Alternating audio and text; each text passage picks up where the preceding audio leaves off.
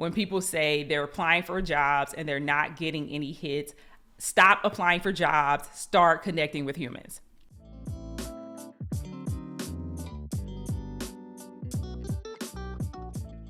Today, we're talking about why you need to stop applying for hundreds of jobs and my idea of what you should do instead, what has worked for me in my career. And I want to respect everybody's time, so let's get into it.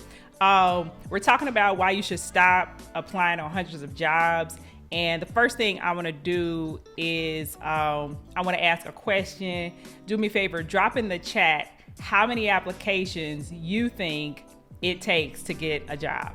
I want to see where the audience is, where you guys are in the process, what your experience has been like with applying for jobs online. So go ahead and drop that in the chat for me, and then we'll review some of those answers, and then I'll get into what you should be doing instead. Before I get into, my content, I do want to introduce myself for anybody who's new here. Hey, I'm Gerrie, career coach and leadership strategist. I am the very best at helping people in STEM professions articulate their value, secure their next role, secure better career opportunities, and to land their highest income ever. I have 17 years of corporate experience, and I started off as an engineer. The last 6 years, I've been an engineering manager, managing teams. So I have experience interviewing, hiring, the whole gamut. I've built teams from scratch, so I know what it takes to get in front of hiring managers the quickest and easiest way. I personally have never applied for a job online, and I 5x'd my salary. And so in the last year, I started coaching other people so that I can teach all my strategies and share the wealth. So here we are today talking about why you need to stop applying for jobs online. I asked a question about how many applications does it take to get a job? Emmanuel says 10 plus. Kiana says 5 to 10. Charlene says, I've done 20 or more since January. It's hard to say. So why I started this live is because when I started coaching and I started interacting with a lot of clients on LinkedIn, over on Instagram, they say 3 to 5. Okay, so you guys are in the lower end. And so some of these numbers make me very happy. But when I started coaching, I started seeing a lot of messages about people applying for 100. I've applied for 50 jobs. I've applied for 100 jobs. I've applied for 150 jobs before it took me 150 applications before I was able to get, the job. And a lot of people are, take it as a positive, and they're congratulating the person that you stuck it out, you didn't quit. And I don't want to be negative, but to me, I think that's the wrong approach. It should never take you more than 50.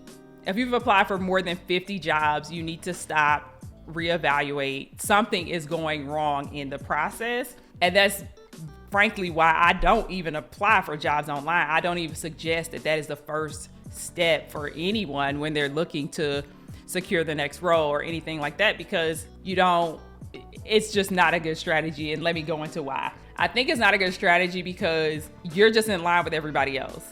You're tailoring your resume to get through the ATS, the computer who's reading your resume to see if you're fit. You're not working on any of your networking skills, and networking is what actually gets people jobs. So what I think you should do instead of applying on hundreds of jobs is you need to send messages and emails to humans. And those can be cold messages, people you don't know, warm messages, people who you've seen in passing, who maybe they're just your connection on LinkedIn, but you really don't know them that well.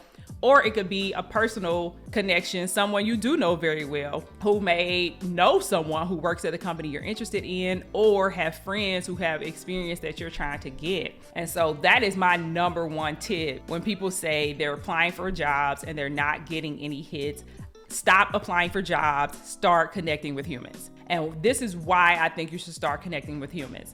The number one reason is because you get to get in front of the decision makers. When you just submit your application like everybody else, there's hundreds of applications to go through, and they all pretty much look like yours. Some may be terrible, but they all pretty much look like yours. And there's really no way for you to stand out. You have no control over if your application is seen, when it's going to be seen, and by who. Usually when you submit an application, just quick apply. it's probably not even seen. Companies keep applications in a database so that if the well ever runs dry enough that they don't have any warm leads, any referrals, anybody internally that they can pull on, the application pool, the online application, is actually the very last step. It is the absolute last step in the process of where they will go looking for new talent. And the disconnect is that job seekers think that's the first place they go looking.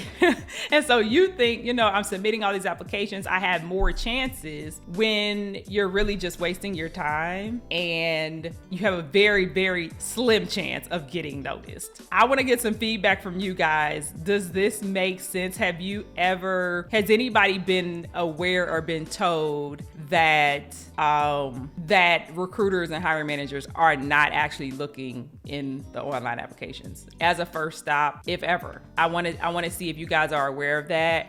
And then we'll go through. Yash says 50 plus is what he thinks applications you should submit. And so we'll continue to go on through my list. The second reason being, you get insider tips from other candidates that other candidates don't have. And what I mean by that is, when you get in front of these decision makers, when you send an email or a LinkedIn message that says, hey, my name is Gerrie, one sentence blurb about my background, a next sentence blurb of why I'm interested in the role or why I'm interested in your company, the very next thing you're going to do is ask for 15 minutes of your time. So once you get their time and you get them on the phone, you have probably 3 or 4 questions that you want to ask, but these questions are not to get to know the person per se. These questions are going to lead your interviewing strategy, your application strategy, the different things that you're going to use to actually land the role. So some of the questions you can ask, what is the company culture like? What is the interviewing process like? So if you know that there's 4 rounds of interviews and these are the types of people that I will be interviewing with, you can already start getting prepared for that, versus the person who just randomly drops their application in the portal and, slim chance, 1 to 2% chance it actually gets picked up. They have no idea what the interview questions are. They don't know who they're meeting with. They don't have the leg up that you now have simply because you spoke to a person and asked them some very strategic questions. So I definitely think having insider information gives you a leg up on how to actually turn the interview, A, how to get the interview, B, how to turn the interview into an offer. So that is something that I highly, highly suggest. The third thing that I most definitely suggest, reason why I think you should send these cold emails and what you get out of it, is you get to practice answering the question, so tell me about yourself. The fact that you can speak to a real person who works at the company, who is looking for people in that position, and you get to answer your question live with the person who could actually introduce you to a person who could lead you to where you want to go, or they could actually schedule the interview for you.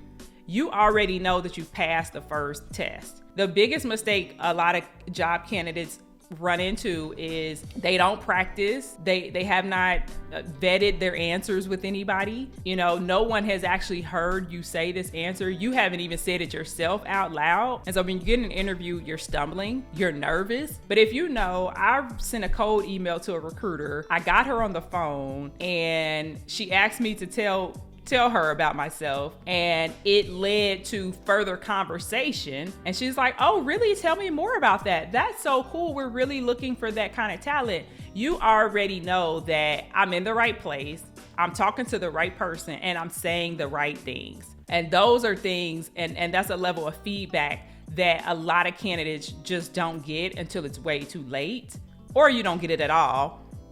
And sometimes the feedback comes in the form of being ghosted, never hearing back, all of those things. So I do have a question for you guys. Let me just check about the last question I asked was, had anybody heard that the application portal is actually the last step? Yash said he's agrees. Emmanuel said he's never heard of that and he's shocked. Tell me why you're shocked.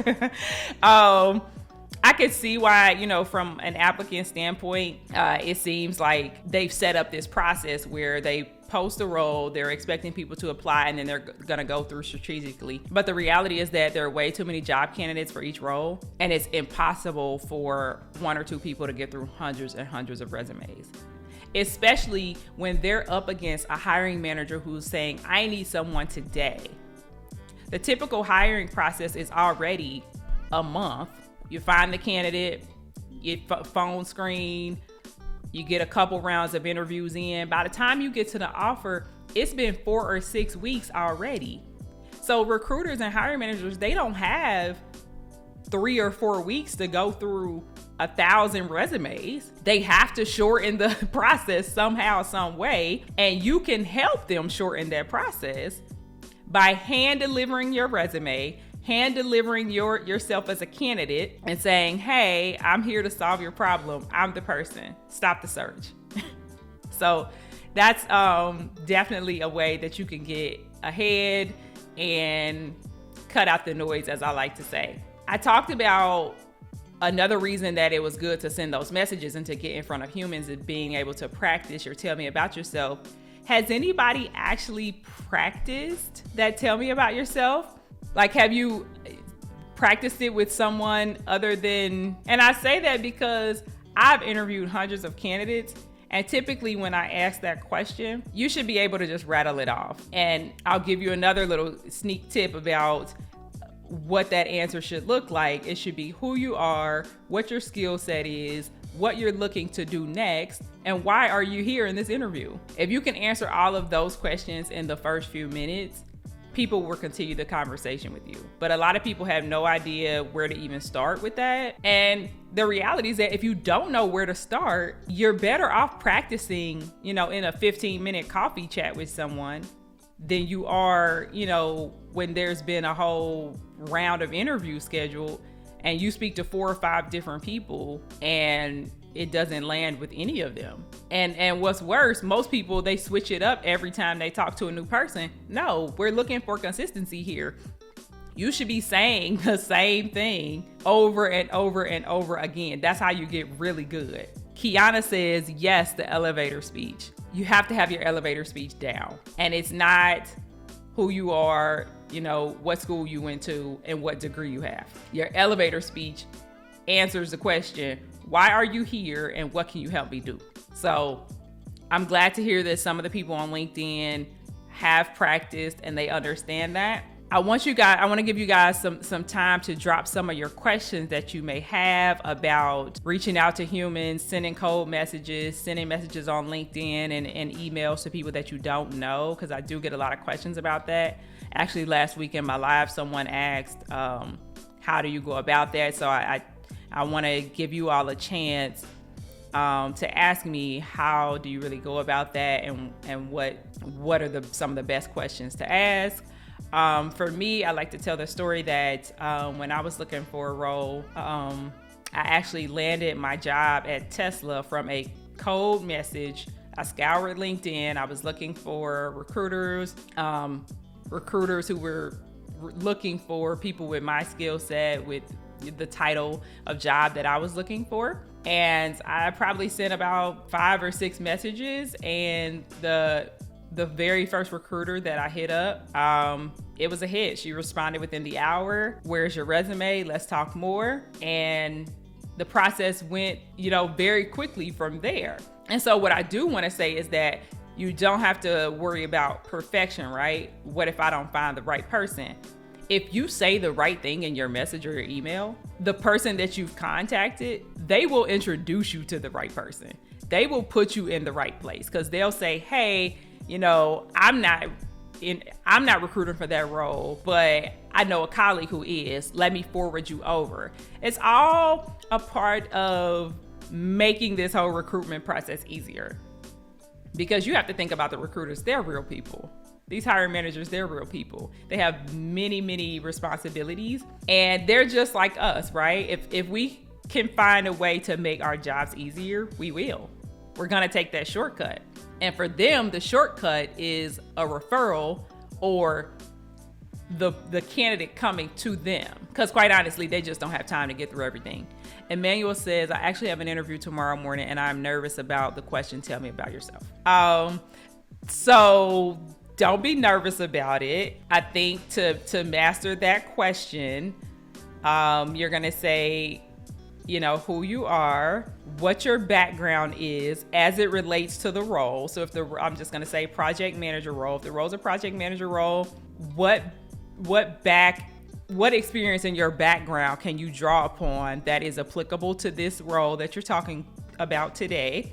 Where you want to go next. So why this project manager role will help you accomplish your long-term goals, and how would you add value to the organization? And I think if you touch on all of those, your background, how you're going to add value, where you're going, that's enough to start the conversation, because that's what you want to do. You're not just answering, it's not just quick fire question and answer session. You want to start a conversation. Here's a quick tip. If you get a conversation started, sometimes the interviewer forgets that this is actually an interview, and they find themselves deep into a conversation with you about anything that you've said that has sparked their interest. And then they look up and they're like, oh, it's already been 30 minutes. Oh, I had such a good time. I had such a good conversation. And you walk away from the interview and you're like, they didn't even ask me any questions. That is the best interview. That means you're probably going to get the job. You're definitely going to the next round, because the point of the interview is to make a connection. If you're just firing off answers and giving technical answers, and if you're sounding like a textbook, that's not making a connection. A connection is saying something, saying the right message to get this person interested in who you are, what your skill set is, and how you can further propel the goal and the problems that the companies are having, that you can help solve those problems. Shirley says, I made a lot of connections on LinkedIn and many are recruiters. I haven't taken the next step yet. So I'm so happy to hear that, Shirley, that you're taking a step to make the connections. They're connecting with you because they think you are a possible fit for something they need. So that is almost an open invitation to send them a message and connect with them. And the other thing is that LinkedIn isn't like a lot of other social media platforms. People on LinkedIn are connecting to genuinely help each other out, in terms of their corporate needs. And, if you send somebody a message on LinkedIn and they say, don't message me again, then why are they your connection? We only want connections who are actually interested in community and building and helping you build your network. Let me check over here on Instagram. In my last role, when the manager showed me where the coffee was, I knew I had it. Exactly. You're in an interview and they're already acting like the job is yours. Like, let me show you where the coffee is. This is where we park. We go to the gym on Thursdays together. That's essentially what you want. And we're not saying that, you've got to be friends with people. But when people can see themselves working with you and you have portrayed yourself as having a great work ethic and you have knowledge in the topic, and you can help to solve the problems, there's no reason not to hire you. It's like, stop the search. The search is hard. The search is the struggle. They want to stop the struggle just as much as you do. So I love that. Going through this process and taking this approach that I use, it attracts opportunities to you. Because let's say you send a recruiter a message and they're like, I can't help you. But now you're in their mind. And when they come across an opportunity where they're looking for someone with your background and your experience, they're going to reach out to you. They're going to send their colleague over to you and say, I met this cool candidate. She reached out to me. She sounded really great. There just wasn't a fit, but I think you should talk to her. So it's really a snowball effect, right? You start sending out messages and you just start getting, hits from other places that you didn't necessarily reach out to. But I do want to mention that I'm hosting a workshop tomorrow, Wednesday, 6 p.m. It's called the Accelerate Your STEM Career Workshop. And if you are interested in learning how to attract job opportunities, career opportunities, how to get those recruiters lined up in your DMs, go ahead and drop workshop in the chat so that I can make sure you get all the information about the workshop that's coming up tomorrow. We already have a nice group of people signed up. It's going to be such a good time. We're going to be going through the 5 overlooked steps that you must not skip if you want to get your next career opportunity, if you want to get your highest income ever. We're going to be going over those 5 steps. And one of the steps is how to attract opportunities to you so that you don't have to apply for hundreds of jobs. So that you can do, similar to what I've done and what some of my other clients have been able to do, that we send, maybe 5 messages and now you're off into the interview and you've skipped that whole process. Charlene says, the position is a higher level than I've ever had. I am confident I can do it. I'm an older candidate. I don't want to be negative. Well, the tip there is that when a company brings you in for an interview, they think you can do the job. So you should be very confident that your technical skills are there, that you meet the requirements, that they can see you doing the job. They're bringing you in for the interview to make sure you can articulate your value, that you can speak to what they've seen on paper, and that they make a connection with you. So don't spend a lot of time quizzing yourself on the technical piece. I would spend more time making sure I know how to make a connection. I know how to articulate my value. And by articulating my value, I mean that the skills that I have and the way I go about things will help them solve their problems. And that I can be an asset to the team. That bringing me onto the team is the cheat code. It's what they need to get ahead. So I think you're in a good spot. Congratulations, Charlene, on that. You'll be fine. Just go in, be confident, and focus on articulating your value. All right, gang, we are nearing the end here. Is it a good thing to leverage your personal background in answering the question about yourself when it aligns to the company culture? You definitely want to leverage your personal background. I would probably need some more details to understand exactly what you're saying. But any connection you can make with the company, whether it's the company, the role, the industry, then you should put yourself out there. It could be a personal connection. It could be a professional connection. Anything that gives the air that this person can add value here. And for example, like some people say, I'll just go back to the project manager experience. You've never been a project manager. But what projects have you managed in the past? You've done that personally. You've hopefully, you can draw something from somewhere that shows that you have the skills that are necessary. So I hope that answers your question, Emmanuel. If it doesn't, feel free to drop me a DM or join the workshop and I can answer your question live tomorrow. All right, everybody. Thanks so much for joining. Bye.